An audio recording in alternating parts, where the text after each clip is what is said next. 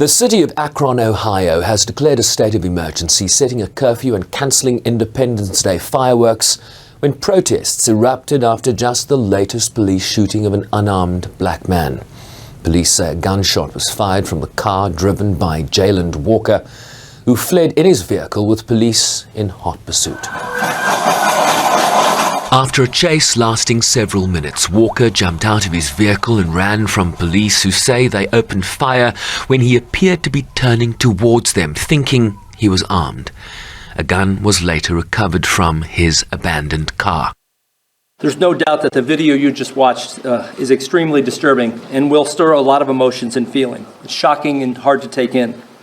But what we are collectively calling for is peace this afternoon. It's the same thing Mr. Walker's family is calling for, and it's the ask of everyone standing here with me in the community.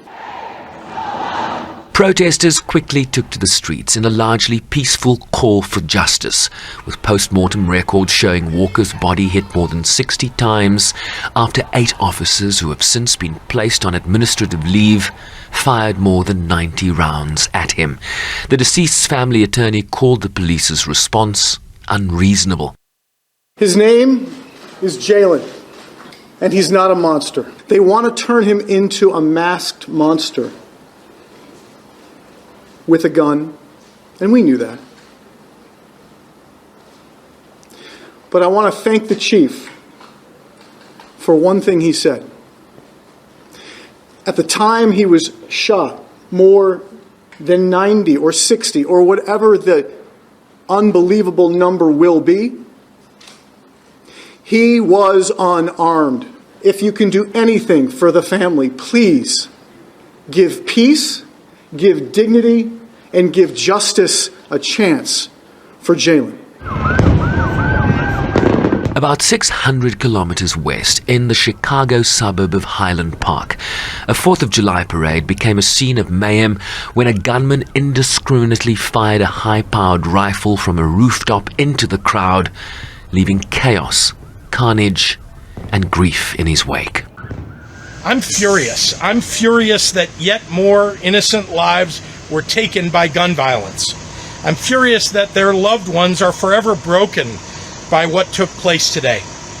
I'm furious that children and their families have been traumatized.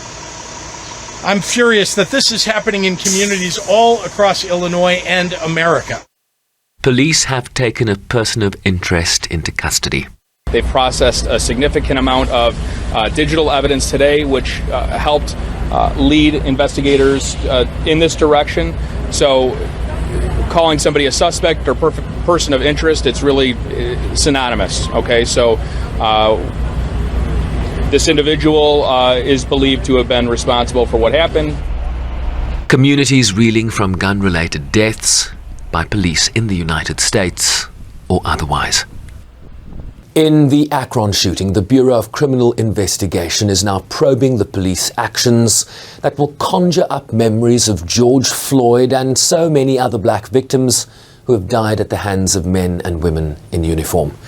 And on the latest mass shooting near Chicago, President Joe Biden pointed to the first major bipartisan gun reform legislation recently signed into law, adding that much more needed to be done, and that he would not give up fighting the epidemic of gun violence in the country.